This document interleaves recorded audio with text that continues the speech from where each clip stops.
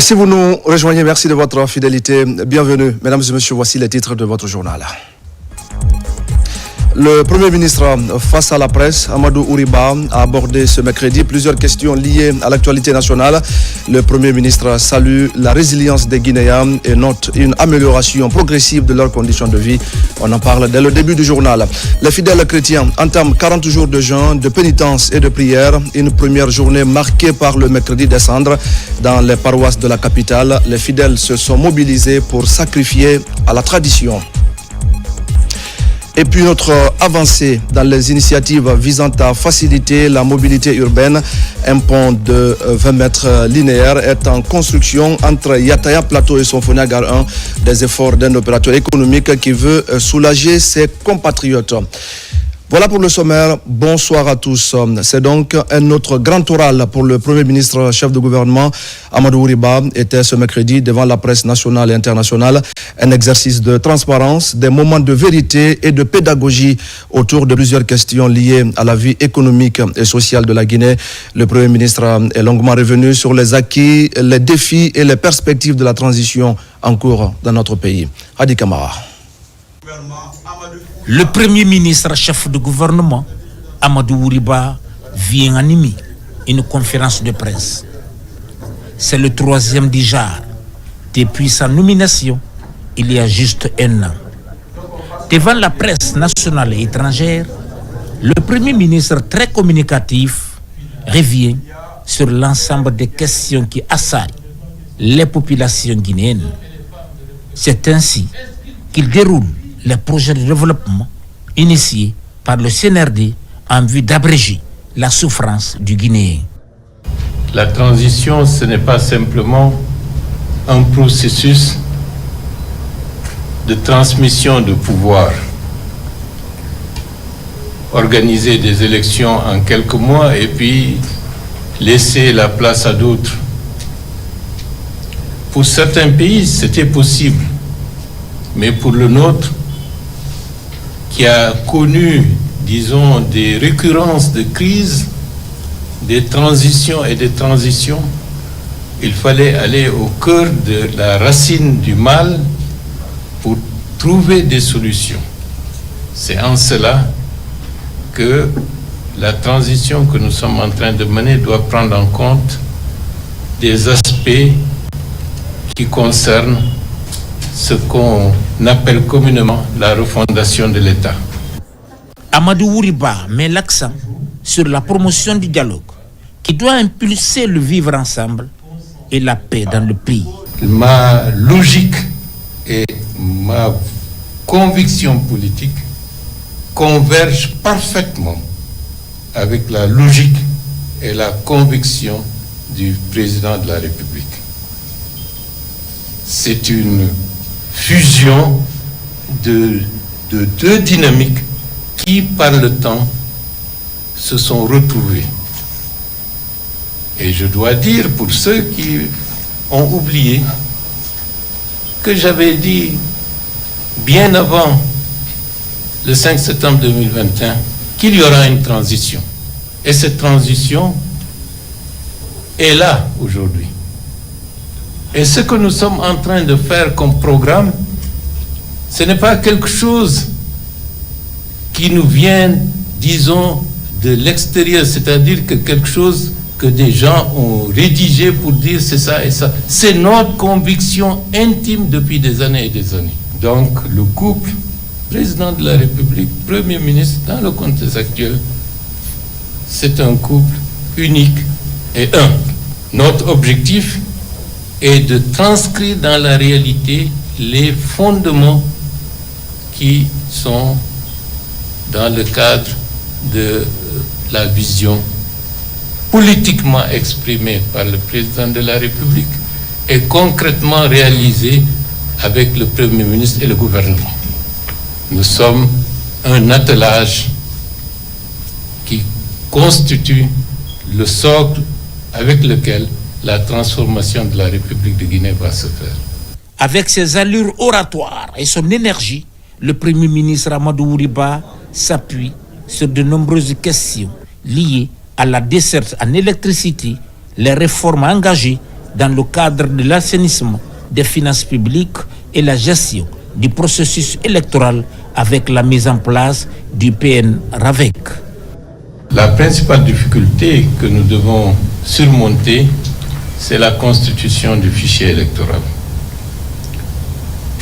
Le fichier électoral peut être source de déstabilisation dans certains pays. Et depuis le début du processus de la démocratisation, c'est-à-dire avec des élections multipartites, nous n'avons pas réussi jusqu'à présent à avoir un fichier électoral suffisamment consensuel pour que tout le monde y aille sans se dire « tiens, le fichier est corrompu ou pas ». C'est la raison pour laquelle le fichier actuel est adossé au PN-RAVEC, c'est-à-dire au recensement administratif à vocation d'état civil. Certains experts ont indiqué que certains pays ont mis 6, 7, 8 ans pour finaliser le PN-RAVEC. Nous sommes conscients de la difficulté et c'est la raison pour laquelle nous avons estimé que dans le contexte actuel, la constitution du fichier électoral doit être assujettie aux modalités de mise en œuvre du PN-RAVEC. C'est-à-dire qu'il faut aller avec deux dynamiques qui permettent d'avoir le fichier électoral qui permettra d'être reversé au niveau du PN-RAVEC en lui facilitant une large partie des activités qui doivent être uniquement consacrées au PN-RAVEC. D'où le fait que les aspects techniques, qui sont des aspects techniques qui ne sont pas du tout courants, nous amènent à aller, certes avec prudence, mais en accélérant le processus. Plusieurs questions ont été posées au Premier ministre par les journalistes présents. Il s'agit, entre autres, des questions relatives à la justice, aux médias, à l'aménagement des barrages hydroélectriques, le cadrage macroéconomique, la gestion des partis politiques, le sport et le partenariat entre la Guinée et le Fonds monétaire international.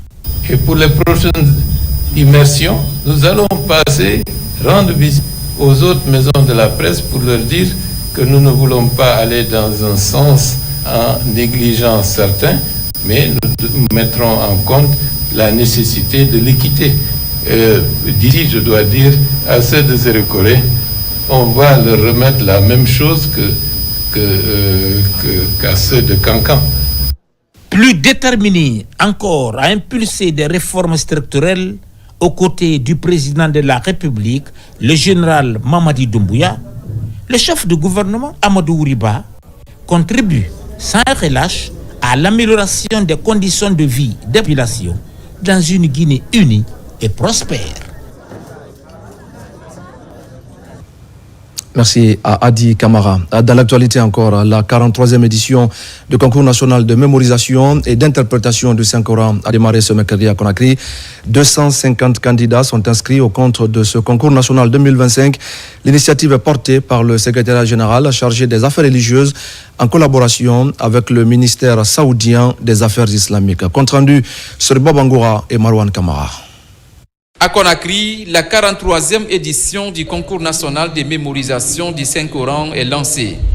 Un événement d'envergure nationale qui attire plus de 250 récitateurs venus des différents centres de mémorisation et des foyers coraniques de Guinée et de la sous-région. Le programme est mis en place par le secrétariat général des affaires religieuses en collaboration avec le ministère saoudien des affaires islamiques. La 43e édition dépasse une simple compétition. Il traduit notre engagement à valoriser le courage, les efforts de nos jeunes talents et à renforcer les valeurs de la paix. Mes remerciements à son Excellence, Monsieur le Président de la République, le général d'armée Mamadi Doumbouya, pour tous les soutiens qu'il ne cesse d'apporter au secrétariat général des affaires religieuses. Ce concours représente un modèle de coopération entre les pays islamiques dans l'organisation de concours coraniques. Il vise à encourager les musulmans, hommes et femmes du monde entier à porter une attention particulière au Saint-Coran, tout en poursuivant leur intérêt pour les autres sciences. Cette compétition nationale est régie par des principes stricts pour dénicher de nouveaux champions capables de lire, mémoriser et interpréter le livre saint de l'islam. Cette rencontre, au-delà des objectifs que vous vous êtes fixés, doit être aussi un moyen efficace de renforcer l'apprentissage systématique et l'appropriation solide du Saint-Coran entre les jeunes candidats de notre pays.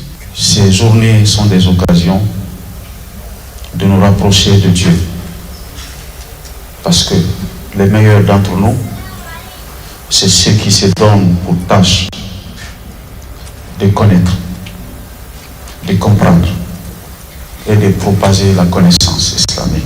Et je remercie le serviteur des deux saintes mosquées.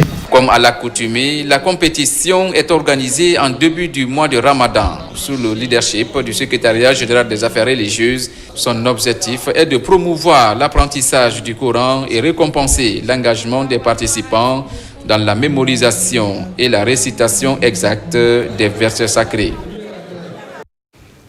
Et puis je le disais tout à l'heure au sommaire, c'est aujourd'hui pour les fidèles chrétiens le mercredi des cendres, un jour qui marque l'entrée en carême et donc de 40 jours de jeûne, de prière et de pénitence. Le mercredi des cendres est marqué surtout par cette image, les fidèles qui reçoivent des cendres sur le front. Ils étaient donc nombreux cet après-midi à se rendre dans leurs paroisses respectives ici à Conakry. On fait le point avec Marie-Angélique Bangoura. La période du carême commence par le mercredi des cendres. Cette journée est marquée par une messe durant laquelle le prêtre impose aux fidèles des cendres sur le front, un signe de pénitence. Avec le signe pénitentiel des cendres sur la tête, les chrétiens débutent le pèlerinage annuel du Saint Carême dans la foi et dans l'espérance. Mais ça a une signification particulière parce que ça nous appelle à la conversion. Voilà, convertissez-vous et croyez à l'évangile. C'est un temps qui nous invite à aller rejoindre le Christ au désert pour être tentés. Pendant ce temps de carême, que le Christ nous a révélé que la parole de Dieu valait plus que toutes les richesses du monde, plus que la gloire et plus que le pouvoir. Il faut se nourrir de cette parole pendant ce temps de carême, pendant les 40 jours, jusqu'à la gloire, le jour de la gloire de la résurrection du Christ. À partir d'aujourd'hui, nous rentrons directement dans cette période, pas de pénitence. Il faudrait que, par cette période, que nous nous réconcilions avec Dieu, que nous nous réconcilions avec nos proches, que nous nous réconcilions avec tout le monde. Les cendres rappellent la fragilité de l'être humain, la conversion et la miséricorde de Dieu. Le rite des cendres ouvre le temps du carême pendant 40 jours à la recherche de Dieu à 100%. Il interpelle les fidèles à adopter les bonnes pratiques dans le jeûne, la prière et le partage. Les cendres nous rappellent notre condition de créature, notre fragilité humaine, notre faiblesse et nos imperfections, notre stature pécamineuse. Elle signifie notre ouverture à Dieu, source de toute grâce et de toute bénédiction. Les cendres nous invitent à la pénitence, à la conversion, à la réconciliation avec nous-mêmes, avec nos frères et sœurs, avec notre environnement naturel et avec Dieu. Dans son message de carême 2025, le pape François nous apprend à comprendre l'implication de se convertir à l'espérance à travers 3 appels. Marcher, marchez ensemble et marchez dans l'espérance, avec l'invitation à vivre le carême comme un temps de renouveau et de confiance dans la promesse de la vie éternelle. À quelques milliers de kilomètres de Conakry, nous allons prendre la direction de Barcelone en Espagne et c'est là que vient de se tenir le Mobile World Congress, une rencontre de haut niveau sur la transition numérique. Au menu, les enjeux liés à l'intelligence artificielle et c'est la ministre des Postes, des Télécommunications et de l'économie numérique qui a représenté la Guinée à ces travaux initiés par Huawei Technologies. Falilou Diallo commente les images de Mohamed Souma.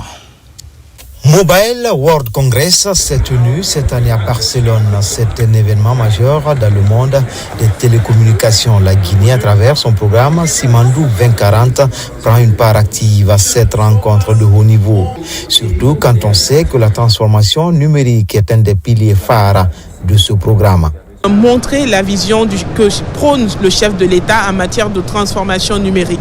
Nous savons qu'aujourd'hui, un des piliers du grand programme Simandou reste le numérique, la transformation digitale. Et pour cela, nous avons besoin de montrer la voie de la Guinée. Besoin de montrer les projets, les opportunités d'investissement, mais surtout de tisser des partenariats solides pour une meilleure transition numérique. Créer des partenariats publics-privés, créer aussi des opportunités d'investissement pour les partenaires. Les acteurs et opérateurs de la transition numérique sont également présents à cette rencontre initiée par le géant de la téléphonie chinoise Huawei. Notamment la Banque africaine de développement, l'Union internationale des télécommunications et Smart Africa, dont la Guinée est un pays modèle dans l'interconnexion numérique dans la sous-région ouest-africaine. Nous pouvons permettre à la Guinée d'améliorer la connectivité, donc aider les opérateurs de téléphone mobile à étendre leur couverture. Et puis aussi aider en termes d'accès à la connectivité terrestre. Et la Guinée a déjà fait un grand pas en s'interconnectant avec la Sierra Leone, avec le Mali, avec le Sénégal, et puis la Côte d'Ivoire maintenant qui est en route. Donc il suffit maintenant de faire un état des lieux de l'avancement de ce projet et voir avec nos partenaires financiers comment on peut vraiment amener ce projet à l'échelle continentale. Au cours de cette rencontre de Barcelone, la ministre guinéenne des Postes, des Télécommunications et de l'économie numérique a eu des échanges avec plusieurs personnalités, notamment le ministre ghanéen, le représentant de la Banque africaine de développement et l'Union internationale des télécommunications, mais également Smart Africa. Les échanges ont porté également sur la transition numérique et des partenariats futurs pour améliorer l'accès à l'Internet des populations africaines. Et de Barcelone, cap sur Toronto au Canada, où se tient depuis quelques jours maintenant un événement majeur consacré à la promotion de l'exploitation minière artisanale et à petite échelle de l'or pour un développement durable. À ce rendez-vous, le secrétaire général du ministère guinéen des Mines et de la Géologie a pris la parole, une opportunité stratégique pour renforcer la position de la Guinée dans le secteur minier mondial. Saint-Martin Fancinadouno est notre envoyé spécial à Toronto. La participation de la Guinée à ces forums vise à promouvoir le potentiel minier du pays en mettant en avant des ressources naturelles telles que l'or, le diamant, la bauxite et le fer par le biais du programme Simandou 2040. Ici, à ce rendez-vous mondial de PEDAC Toronto, le secrétaire général de ce département, représentant son ministre, est l'un des conférenciers. Une occasion unique pour Aboubakar Kourma de partager les expériences et les meilleures pratiques de son pays en matière de gestion des ressources minières et d'expliquer également les enjeux socio-économiques de ce programme considéré comme un véritable catalyseur de la croissance économique globale de la Guinée d'ici 15 ans. Ces différents forats, c'est l'opportunité pour la Guinée de d'expliquer un peu ce que c'est que le projet Simandou, qu'est-ce que c'est que le programme Simandou. Les gens ont été impressionnés, ils ont compris ce que la Guinée est en train de devenir. Et je crois que ça va, comme tu dis, à l'actif du président de la République, il n'a ménagé aucun effort pour qu'on en soit là aujourd'hui. Ici, les délégations du continent africain ont fait la présentation des ressources minérales spécifiques de leur pays, comme l'or, le diamant, le cuivre, le lithium et les métaux rares qui sont essentiels pour les technologies modernes. À ce rendez-vous mondial de Toronto, la Guinée a su renforcer sa visibilité à travers l'exposé du secrétaire général du département qui a mis en lumière des projets d'exploitation actuels et des opportunités d'investissement futurs dans le secteur minier guinéen, notamment le programme Simandou 2040, la construction des raffineries et le cadre juridique et législatif sécurisé et attrayant pour les investisseurs. Merci Martin. Retour en Guinée. Nous allons parler de la poursuite des réformes au sein de l'administration des douanes. Les efforts se concentrent sur l'amélioration des prestations des soldats de l'économie. Ils s'approprient donc la déontologie des agents publics. La formation est assurée par le procureur près le tribunal de première instance de Farana, Mohamed Seyar Souma. L'administration des douanes joue la carte de la prévention. Une prudence qui s'explique par le contact des soldats de l'économie avec les fonds publics. La compréhension des textes devient une nécessité. Une série de formations est mise en place par la Direction générale des douanes. La dite formation sera axée sur donc la déontologie des agents publics, non seulement pour parler des règles qui se traduisent en des obligations et des devoirs, mais également parler de l'éthique qui parle d'un certain référentiel s'imposant à un fonctionnaire dans l'exercice de ses fonctions en tout temps et en tout lieu, mais aussi nous parlerons de certaines dispositions pénales qui sont relatives aux fonctionnaires dans l'exercice de leurs fonctions, parce que ce qui est constant et établi aujourd'hui, nul ne peut échapper à la législation. La session profite aux chefs de bureau, chefs de visite, vérificateurs et comptables. Par ailleurs, elle est perçue comme un examen de conscience. L'objectif, entre autres, est de préparer chaque acteur impliqué dans la collecte des recettes à la reddition des comptes. Depuis l'avènement de M. le Président de la République à la tête de notre pays, nous sommes face à une reddition des comptes. La reddition des comptes, on l'aménage. Alors pour mieux l'aménager, je crois qu'il faut connaître les actes qu'on pose et les conséquences juridiques de ces actes. En tant que soldat de l'économie, la tentation est grande. Donc ce cours va nous amener à conscientiser nos collègues, à les sensibiliser, à les préparer à ce que chaque acte posé doit être fait dans les règles de l'art. Éventuellement, il est question d'éviter toute poursuite judiciaire, mais l'une des exigences demeure l'appropriation de la déontologie. 90 cadres sont concernés. C'est le début d'une série de formations pour les douaniers à tous les niveaux. Mesdames et messieurs, à présent, le contenu de ce communiqué du ministère de l'économie et des finances. Le ministre de l'économie et des finances, M. Mourana Souma, informe les gouverneurs de région et les préfets que le ministère de l'économie et des finances envisage la construction des trésoreries préfectorales et régionales sur l'ensemble du pays. La réalisation de ces infrastructures vise principalement à améliorer grandement la gestion des ressources publiques au profit des populations à la base. Dans cette perspective, des équipes composées des cadres du ministère et des bureaux d'études seront déployés sur les sites retenus dans les préfectures afin de procéder au lancement effectif des travaux de construction à travers des cérémonies de pose de première pierre qui auront lieu simultanément dans la quasi-totalité des préfectures du pays sous votre présidence dans la semaine du 10 au 14 mars 2025. L'objectif général de ces missions est d'assurer le démarrage effectif des travaux de construction en veillant au respect scrupuleux des dispositions contractuelles et réglementaires en la matière. Les cérémonies de pose de première pierre auront lieu selon le calendrier ci-après. Équipe 1. Nombre de projets 6. Numéro du lot 1. Région préfecture. Région administrative de Kankan. Kankan, 10 mars 2025, responsable du lancement, équipe ministère de l'économie et des finances et autorités locales. Kouroussa, 11 mars 2025, équipe ministère de l'économie et des finances et autorités locales. Lot numéro 3, Sigiri, 10 mars 2025, responsable du lancement, autorité locale. Mandiana, 10 mars 2025, responsable du lancement, autorité locale. Lot numéro 8, Kerouane, 10 mars 2025, responsable du lancement, autorité locale. Beila, 10 mars 2025, autorité locale. Région administrative de Farana. Lot numéro 4, Farana, 10 mars 2025, équipe ministère de l'économie et des finances et autorités locales. Kissidougou, 11 mars 2025, équipe ministère de l'économie et des finances et autorités locales.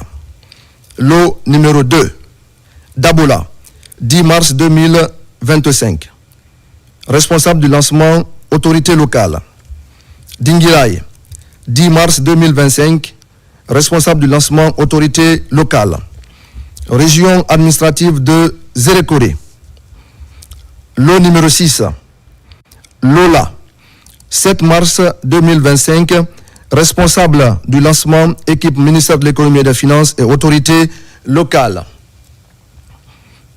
Yomu, 8 mars 2025, équipe ministère de l'économie et des finances et autorité locale.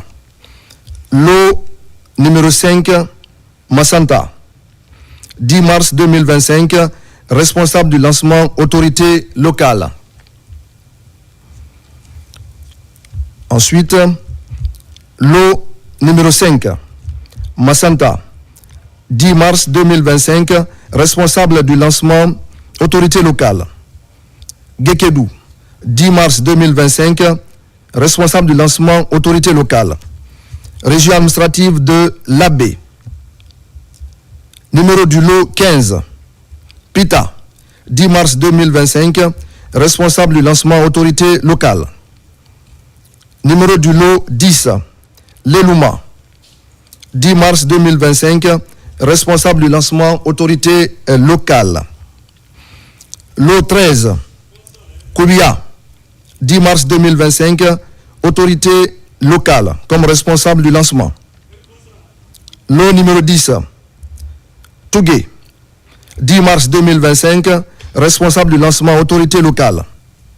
Lot 13, Mali, 10 mars 2025, autorité locale. Région administrative de Mamou. Lot numéro 7, Mamou, 10 mars 2025, équipe ministère de l'économie et des finances et autorité locale. Dalaba, 11 mars 2025, équipe ministère de l'économie et des finances et autorité locale. Région administrative de Kindia.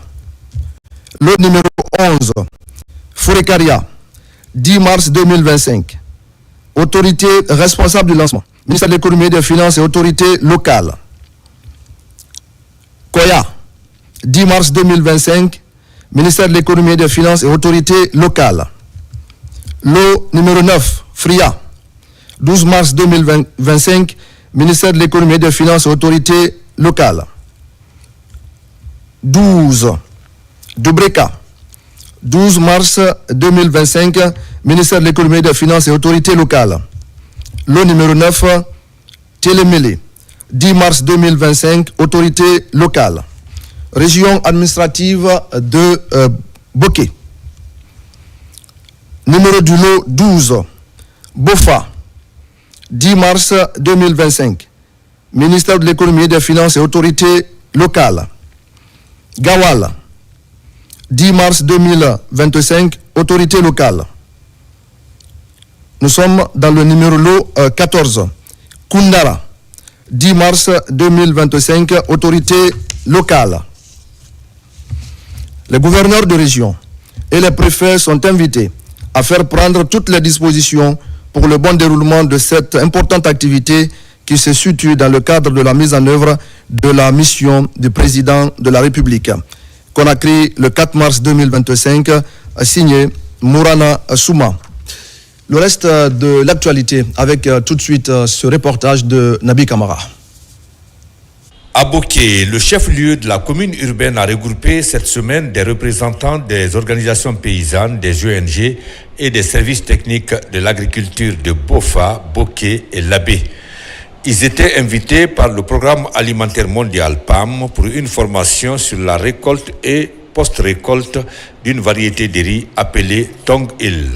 Ce sont des techniciens coréens du sud de l'agence Copia qui ont animé cette formation. La productivité des riz Tong Il est déjà très bon. 3, 4, 5, 6 tonnes. Mais avec cette formation de Copia, on peut améliorer, on peut augmenter plus beaucoup. parce que la potentialité de riz tongil est normalement 12,5 tonnes par hectare. Donc avec ces formations, on peut améliorer beaucoup de productivité de riz tongil. Au cours de cette formation d'une journée, les participants ont été familiarisés aux pratiques agricoles, importance des semences de qualité, y compris la semence de riz tongil, du calendrier des plantations et de la gestion de l'eau. Pour lier la théorie à la pratique, les séminaristes ont été conduits sur le terrain. Le riz tongil, avant ça n'existait pas en Guinée. C'est ceux-là qui ont envoyé cette variété. Ils ont introduit dans beaucoup de régions. Donc c'est une bonne chose de former les gens sur l'itinéraire technique de cette variété de riz. PAM a vraiment bien travaillé aujourd'hui pour vraiment donner des bonnes leçons relatives à la culture vraiment de cette variété de riz qu'on appelle Tongia. Cette formation vise donc à amener ses participants à mieux cerner l'itinéraire technique de production de cette nouvelle variété de riz introduite en Guinée depuis 2022. Voilà donc pour ce compte-rendu de Nabi Kamara par rapport justement au programme alimentaire mondial qui vient d'organiser cette semaine donc dans la commune urbaine de Boké une journée de formation à l'intention d'un groupe d'acteurs agricoles venus de Bofa, Boké et Labé. Cette formation qui a donc porté sur de nouvelles pratiques agricoles. La riziculture est une activité qui s'est généralisée sur l'ensemble du territoire national. Cependant, la production de la bonne semence constitue un défi pour les producteurs face aux besoins de plus en plus importants. Le projet Chaîne de valeur a regroupé plusieurs acteurs à Kindia, une occasion pour eux de se familiariser avec les outils de production des semences. On fait le point avec Yaya Silla. Ils sont chefs d'opération agricole, producteurs sémenciers et conseillers agricoles à prendre part à cet atelier de formation axé sur la technique de production de semences ici à Kindia. Organisé par le projet de développement de chaînes de valeur, cette rencontre a pour but de former ces acteurs en vue de bien maîtriser quelques notions liées aux techniques agricoles, leur permettant d'accroître leur rendement. Les résultats que nous attendons, c'est la mise en pratique des formations requises, l'innovation apprise ici comme sur le terrain, puisqu'ils sont venus apprendre quelque chose et au retour, s'ils peuvent mettre ça en pratique, c'est ce qui va améliorer la productivité. Le contenu de la formation enseigné pendant ces 3 jours, sincèrement reflète la réalité et permettra dans le futur à tous les participants d'améliorer leurs techniques, leurs pratiques en matière de production des semences. Au total, 7 préfectures sont visées par le projet de développement de la chaîne de valeur dans les régions de la Haute et de la Basse-Guinée. Il faudrait qu'on essaie de créer, n'est-ce pas, des producteurs sémenciers. Parce que si nous, l'Irak, on est en train de travailler à notre niveau, il faudrait qu'on élargisse l'information pour que les producteurs qui sont sur le terrain, au lieu de chaque fois demander des quantités importantes à l'Irak, si on a déjà les producteurs sémenciers sur le terrain qui sont outillés à notre façon de faire, ça peut aider, je pense, que nos producteurs à la base. Pour joindre l'acte à la parole, les participants se sont ensuite rendus au centre de recherche de Kilissi pour des travaux pratiques. Cet autre communiqué, la Chambre de commerce, d'industrie et d'artisanat de Guinée informe l'ensemble des opérateurs économiques, commerçants, distributeurs et détaillants, ainsi que la population guinéenne que dans le cadre de la préservation du pouvoir d'achat des citoyens et l'allègement du panier de la ménagère pendant le mois saint de Ramadan et le carême chrétien 2025, un protocole d'accord a été signé entre 1. La Chambre de commerce, d'industrie et d'artisanat de Guinée, 2. La Direction générale des douanes, 3. La Direction nationale du commerce intérieur et de la concurrence. Cet accord porte sur l'approvisionnement régulier du marché national et la stabilisation des prix des denrées de première nécessité pour cette période sensible et de grande consommation. À cet effet, la SIAG rappelle que des prix plafonnés ont été fixés en commun accord avec toutes les parties prenantes pour les produits concernés. Le non-respect de ces prix, largement vulgarisé auprès des opérateurs économiques, expose les contrevenants à des sanctions prévues par les textes en vigueur, notamment la saisie des marchandises, la fermeture temporaire ou définitive des points de vente, des amendes pécuniaires et d'éventuelles poursuites judiciaires.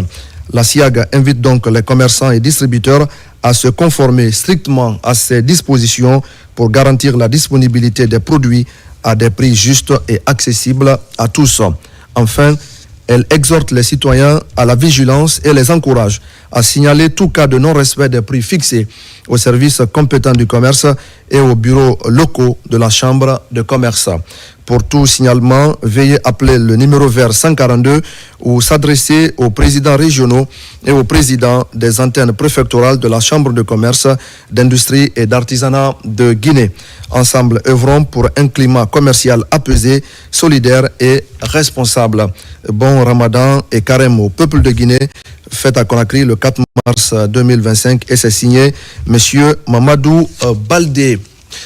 Dans le reste de l'actualité, le directeur général de la police nationale est depuis mardi en tournée de prise de contact avec les unités de police de l'intérieur du pays. Première étape, Dabola, centre géographique de la Guinée, est sur place. Il a échangé avec les autorités et les forces de défense et de sécurité. Colonel Morikaba. Tout a commencé par un accueil dû au rang d'un général par les forces de défense et de sécurité de Kindia et celles de la ville Carrefour Mamou. À Dabola, le général de division Guénabassori Kamara a été accueilli avec tous les honneurs militaires. Un geste symbolique qui marque l'importance de cette visite pour les forces de défense et de sécurité de Dabola. Le commissaire central a salué cette initiative, soulignant l'importance de la proximité entre la hiérarchie et les hommes de terrain. C'est un immense plaisir, un sentiment de satisfaction, mon personnel et moi, de recevoir mon directeur général. J'ai posé mes difficultés à mon directeur général, à savoir les moyens roulants, le manque criard d'effectifs. C'est surtout ce qui nous fatigue pour pouvoir répondre à nos missions régaliennes. Au cours de cette rencontre, les policiers ont exposé leurs défis quotidiens. Une démarche essentielle pour le directeur général de la police nationale dont l'objectif est d'identifier les difficultés rencontrées par les unités dans l'arrière-pays et de proposer des solutions adaptées. Il n'y a pas de policiers, ni de gendarmes, ni de douaniers, ni de conservateurs. Le seul corps ici, c'est les forces de défense et de sécurité. Travailler main dans la main, sans hésitation ni murmure. S'il y a des problèmes, des petits problèmes, ça peut arriver entre vous, que cela soit géré entre les chefs de corps.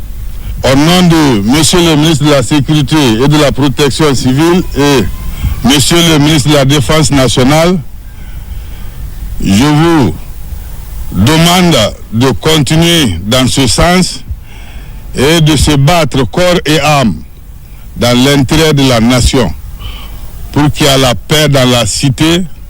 Sans la paix, pas de développement. Et puis l'avènement du 5 septembre, chacun de vous voit sur le terrain l'augmentation des capacités opérationnelles des forces de défense et de sécurité. C'est la première fois dans l'histoire qu'on compte dans nos matériels roulants 40 blindés une seule année. L'armée, la gendarmerie, on n'en parle pas.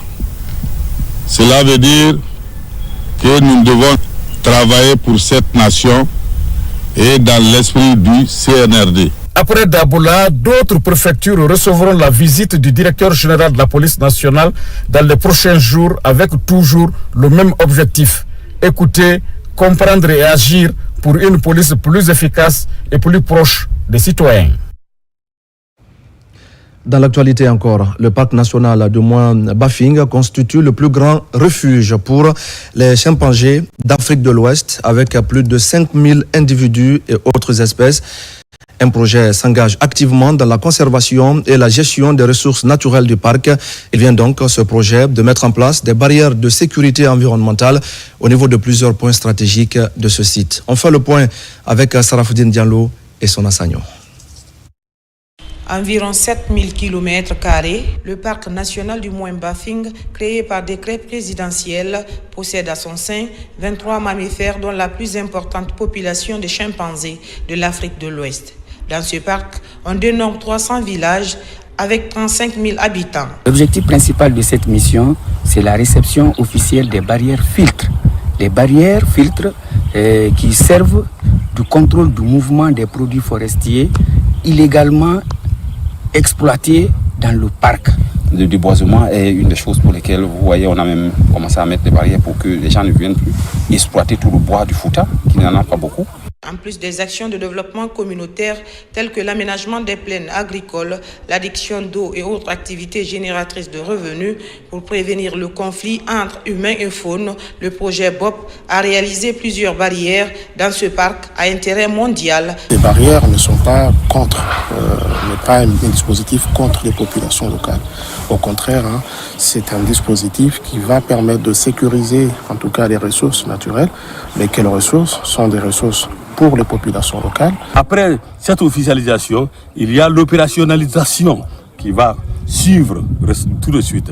Et quand ces activités-là seront mises en œuvre, à coup sûr, notre parc national Moyen-Bafing sera protégé et les 23 espèces de mammifères qui résident là-dedans vont être protégés. Après l'installation officielle de ces barrières de sécurité environnementale, les populations locales et autorités, ainsi que l'ensemble des forces de défense et de sécurité, promettent d'œuvrer à côté du projet Moyen-Bafing Offset Programme pour l'atteinte des objectifs. Et puis, plusieurs acteurs impliqués dans la gestion des déchets et la protection de l'environnement se sont retrouvés récemment à Koya. L'objectif de la rencontre était de sensibiliser les citoyens sur l'importance de la gestion des ordures. Il s'agissait aussi de promouvoir une nouvelle perception des déchets et d'explorer des solutions durables pour un cadre encore beaucoup plus sain. Mangué Dantoumassouma et Marwan Kamara. Plus qu'une festivité, le carnaval organisé par Hero Guinée a été un espace de prise de conscience collective où la gestion des déchets ne doit pas être perçue comme une contrainte, mais une opportunité pour l'environnement et notre économie sociale solidaire. Le but de cet événement, c'était de montrer la valorisation de nos déchets. Et la valorisation de nos déchets consiste à récupérer l'essentiel des déchets qu'on peut transformer en objets utiles pour la société, à travers les sacs, comme on l'a vu tout à l'heure, à travers les dallettes, à travers beaucoup de produits des expositions qui ont été faites comme déchets. Une occasion pour les initiateurs de louer les efforts des partenaires grâce auxquels une avancée est possible vers des solutions durables pour une meilleure gestion des déchets et un environnement sain. C'est un enjeu actuellement dans nos communautés en Guinée et on veut déjà autre que plus à base notre activité, notre but ici, c'est pas de déchets qu'on a créé une ville propre.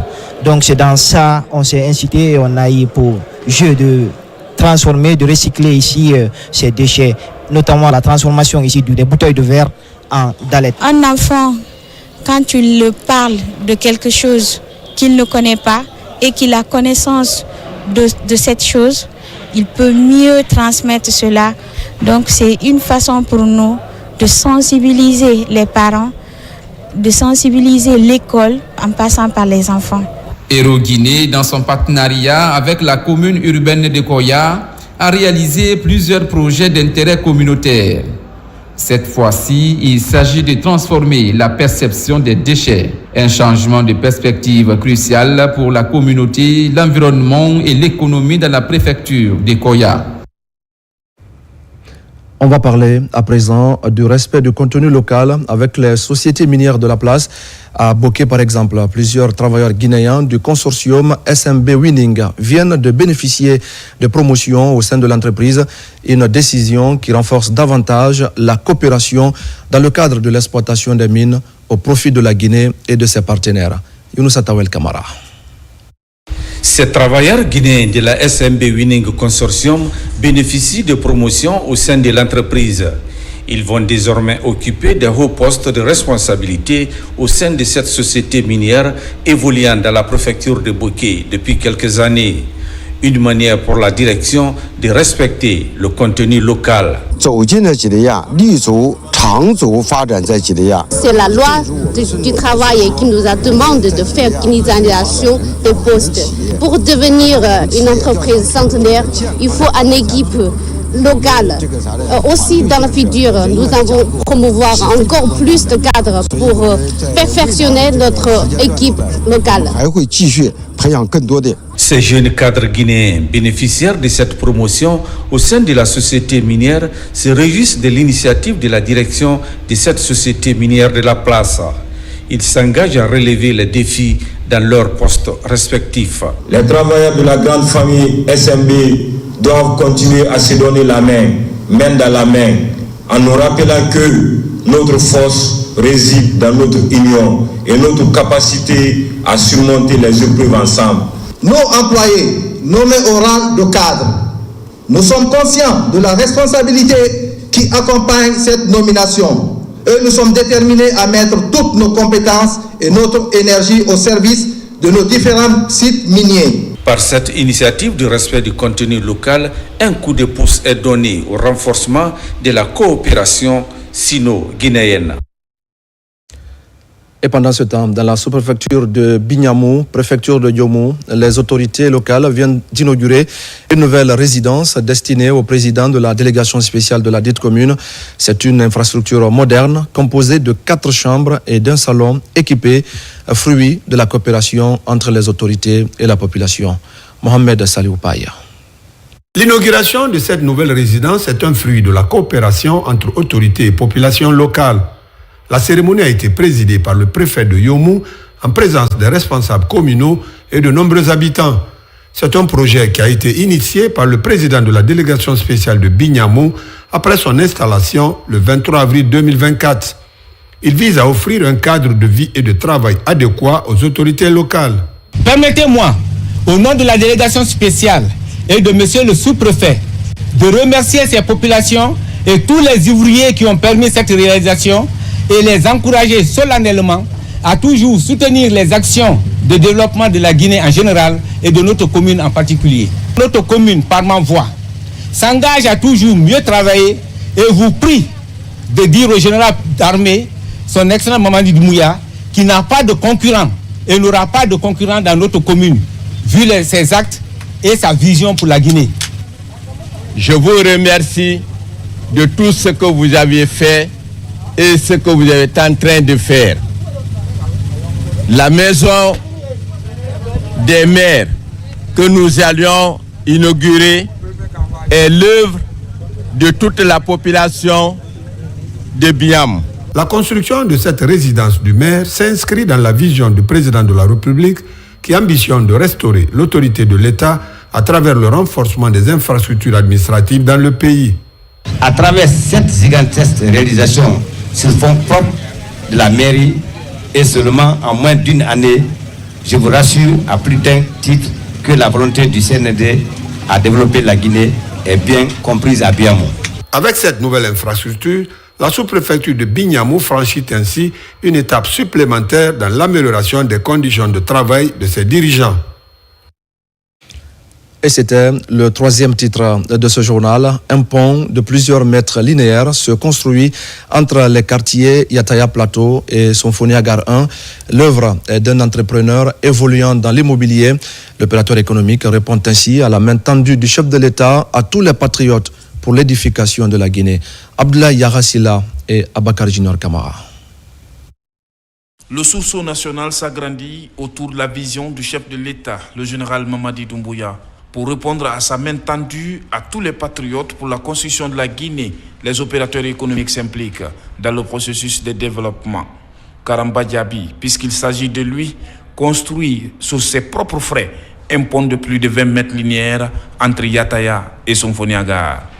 Une manière d'accompagner le chef de l'État dans son ambition de construire une Guinée nouvelle. Si ce sursaut de patriotisme a amené même 25% des investisseurs de ce pays, je crois qu'on peut aller comme la Chine. Ce n'est pas que l'État qui doit faire tout. Donc ici, moi, j'ai vu seulement ici, c'est juste. Et puis ils ont besoin, je me suis demandé, j'ai dit est-ce que ça s'est financé? Ils disent non. Ils disent bon, écoute, on ne va pas attendre, mais allons-y. La souffrance des usagers de cette passerelle était énorme. Il fallait faire le tour de plusieurs quartiers avant d'arriver à Symphonia Gare Marché. Un véritable calvaire pour ces populations aujourd'hui qui expriment leur reconnaissance et leur remerciement. M. Karamba Diaby. On a tellement duré ici, moi j'ai construit ici, mais j'ai fait 25 ans ici. Mais on sait depuis qu'on était là, comment on vivait. Mais Dieu merci, Dieu a envoyé le monsieur là, sans faire la politique. C'est lui-même qui nous a trouvés au mosquée. Il a dit vraiment, je peux vous aider pour que l'accès là passe vers Symphonia sans passer maintenant vers SOS. Maintenant, on est content de lui. Au-delà de cet ouvrage hydraulique, l'opérateur économique a aussi reprofilé une route d'accès près sur un ravin.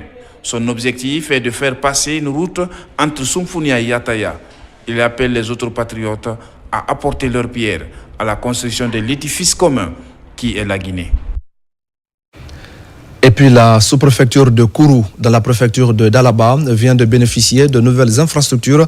Il s'agit d'une école primaire de 4 salles de classe dotées d'une direction et d'un bâtiment abritant la résidence du sous-préfet.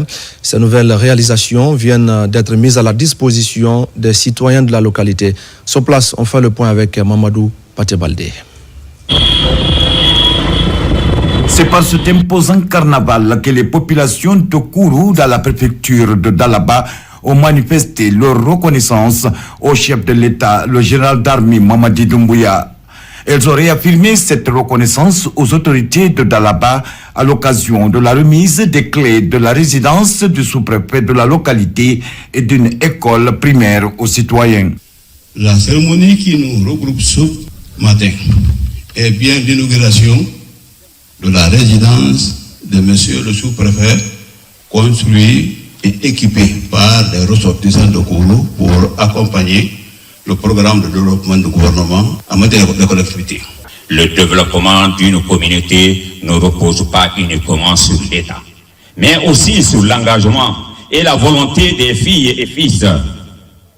La communauté de Kourou, dans son ensemble, a prouvé, lorsque nous unissons nos forces, nous pouvons accomplir des grandes choses. Réalisées et équipées sur fonds propres par les fils du terroir, ces infrastructures vont contribuer à restaurer l'autorité de l'État dans cette localité, aussi et surtout l'amélioration du système éducatif dans la sous-préfecture. Cette nouvelle résidence n'est pas seulement un bâtiment. Elle symbolise l'accueil, l'ouverture et la volonté de servir notre territoire. Elle sera un lieu d'échange, de décision, de projets pour l'avenir. Grâce à la synergie de ces efforts, nous sommes aujourd'hui en mesure d'offrir à la sous-préfecture de Kourou des infrastructures modernes et fonctionnelles qui contribueront à l'amélioration des conditions de vie et de l'efficacité des services administratifs à la satisfaction des besoins de nos concitoyens. En plus de ces infrastructures, les populations de Kourou, visiblement satisfaites, ont fait des présents à la mission en guise de reconnaissance pour les multiples efforts consentis à leur faveur. Fin également de la session du conseil administratif préfectoral à Kissidougou. Ce sont des retrouvailles des cadres préfectoraux et communaux pour passer en revue les actions menées au sein de l'administration depuis 2024. La rencontre qui a duré 3 jours a permis d'adopter un nouveau budget pour l'année 2025. Ibrahima Oulien Fofana. Dans la ville de Kissi-Farmaya, les administrateurs préfectoraux et communaux se donnent rendez-vous dans la salle de fête de la commune urbaine. Le préfet de Kissidougou est en session avec ses cadres. Il passe en revue l'ensemble des activités menées au cours de l'année 2024. Le budget 2025 a été élaboré pour un montant total qui s'élève à plus de 32 milliards. Il prend en compte toutes les préoccupations de la préfecture de Kissidougou et ses communes.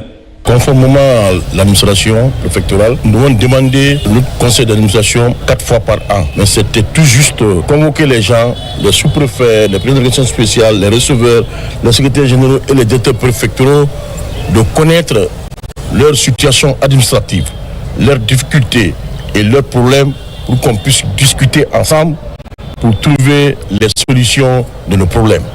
Les discussions ont également porté sur les défis dont la préfecture fait face, notamment dans les domaines de l'urbanisme, l'éducation et la santé.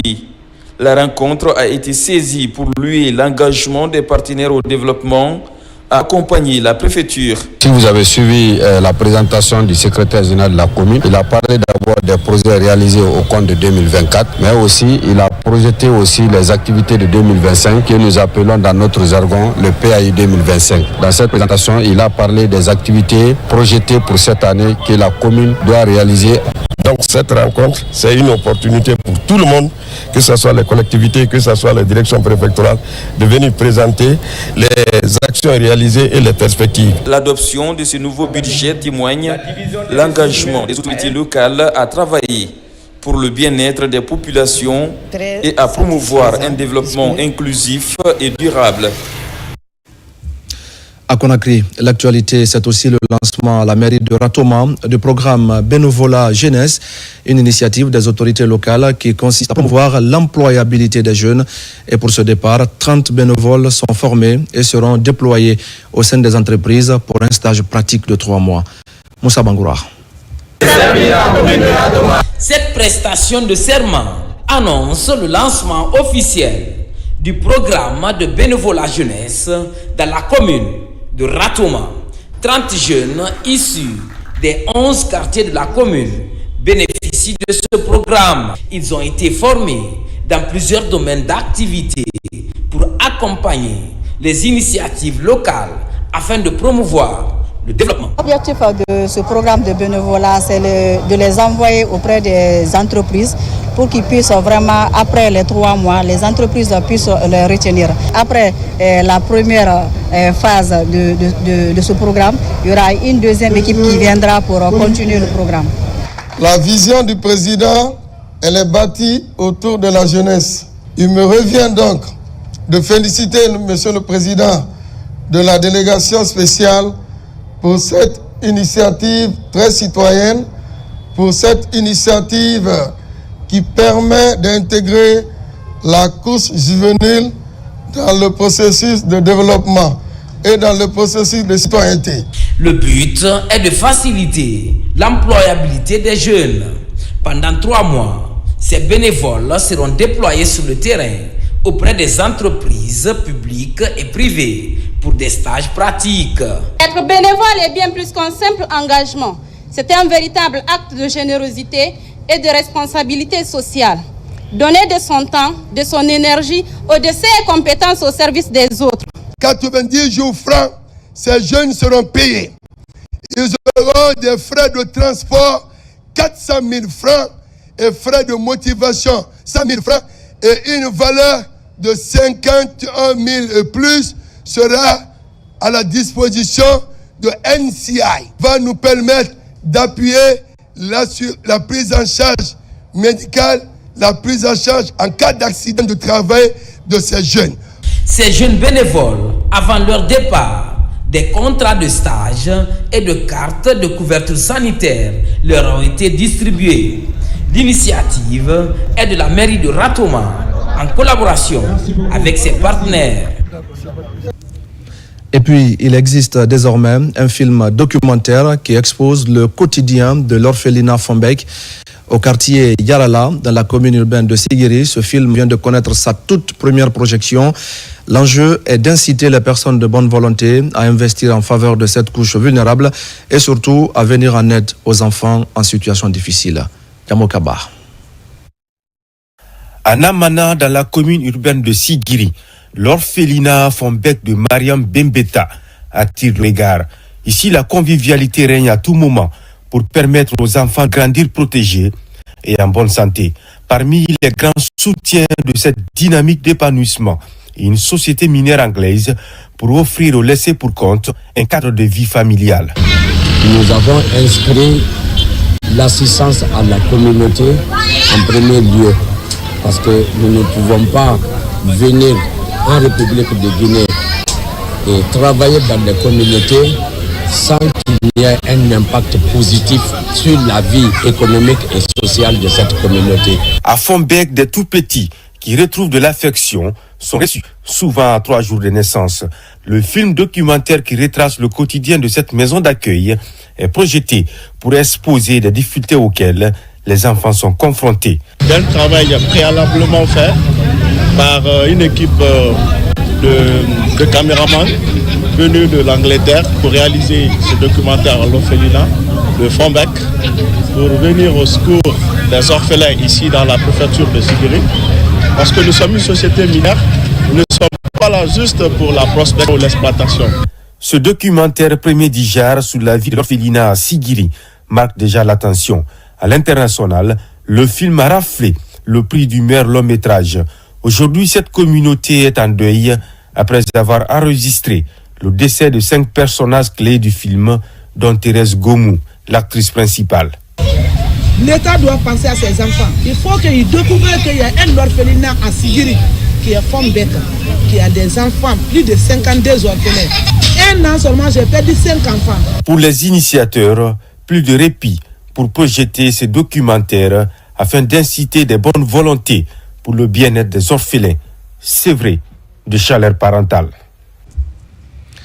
Dernier virage de ce journal. Au lycée Bonfi, dans la commune de Matam, les anciens élèves devenus aujourd'hui des hauts cadres du pays se souviennent encore du sacrifice de leurs formateurs. Preuve de cette reconnaissance, des prières et bénédictions sont dites pour les encadreurs qui ne sont plus de ce monde. Des promesses sont aussi annoncées pour accompagner le lycée Bonfi. Nabilaï Moussa Kamara. Ils partagent une identité. Ils ont tous fréquenté l'un des grands temples du savoir de la capitale, le lycée Bonfi. Marqués par cette période charnière de leur scolarité, les anciens élèves du lycée Bonfi décident de regarder dans le rétroviseur pour rendre hommage à leurs encadreurs. Dans ce programme de reconnaissance du mérite, une cérémonie de lecture du Saint-Coran est organisée pour implorer la grâce divine pour les devanciers, anciens professeurs et collègues décédés. Je suis très émerveillé de savoir qu'il y a des anciens élèves qui se rappellent encore de leur séjour dans les lycées ou les collèges qu'ils ont fréquentés et qui prennent la peine de choisir un jour pour communier avec les anciens professeurs de ces écoles ou les anciens maîtres de ces écoles afin de consacrer du temps à la lecture du Coran. Après 30 ans, ces anciens élèves du lycée Bonfi sont devenus des cadres de l'administration. Aujourd'hui, ils comptent apporter leur pierre pour l'édification d'une Guinée réconciliée et prospère en mettant l'école au premier plan. Il y a plus de 30 ans, nous étions des adolescents dans cet établissement. Aujourd'hui, nous sommes les cadres dans toutes les sphères de l'État. Et nous sommes séparés avec nos professeurs. C'est une manière aussi de demander la bénédiction de nos professeurs parce que nous étions très turbulents, innocents pendant la jeunesse. Et cette fois-ci, étant mûrs, nous avons demandé la grâce et la bénédiction de nos professeurs. Aujourd'hui, tout le monde a le souci de la réussite de cette école, de la remise en forme de cette école. Des cadres, ils sont nombreux. Et c'est pour cette raison que les anciens élèves ont eu le souci de revenir à Dieu. L'association des anciens élèves du lycée Bonfi compte pérenniser cette initiative à dimension religieuse qui permettra de favoriser la cohésion pour plus de résultats dans l'application du plan d'action. Les membres du mouvement Jeunes Engagés se mobilisent pour exprimer leur reconnaissance aux autorités du pays venues de plusieurs quartiers de la capitale et des préfectures environnantes. Ils se sont retrouvés à Matoto pour magnifier les progrès enregistrés par la Guinée depuis le 5 septembre 2021. Un meeting présidé par le coordonnateur des mouvements et associations de soutien aux acquis du CNRD, Falilou Diallo. C'est une forte mobilisation des populations au stade Kabine Kouyaté de Matoto pour magnifier les acquis du CNRD et son président général Mamadi Doumbouya. C'est l'une des premières activités du mouvement Bonjed, mouvement jeune engagé. Il n'est nullement superflu de glorifier et de saluer les efforts fournis par le CNRD et son gouvernement au cours de ces 3 ans à la tête de notre pays. En effet, les gigantesques œuvres réalisées sur toute l'étendue du territoire national, de Lola à Forekaria et de Sigiri à Bokeh dépassent largement de commentaires.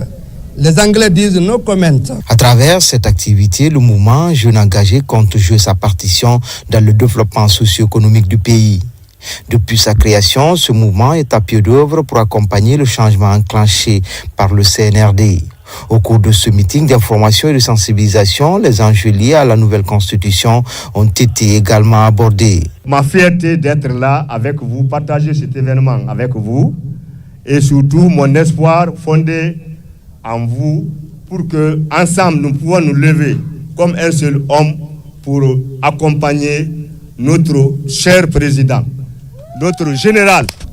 Que tous les mouvements de soutien et associations de soutien doivent se donner encore la main pour se recenser. Si d'autres pensent que on va imposer notre candidat, ça ne va pas être le cas. Ça va passer par les urnes. Donc, il faut vous recenser sur les listes électorales. Parce qu'on veut faire du 100%. Pour cette première expérience, l'accent est mis sur la sensibilisation des populations pour accompagner le président à travers ses acquis. Cette mobilisation a connu la participation de plusieurs personnalités, mais également une pléiade d'artistes qui, à leur tour, ont émerveillé le public par quelques pas de danse et chansons magnifiant les acquis du général président Mamadi Doumbouya. Et voilà, mesdames et messieurs, c'est la fin de ce journal. Merci à tous de l'avoir suivi.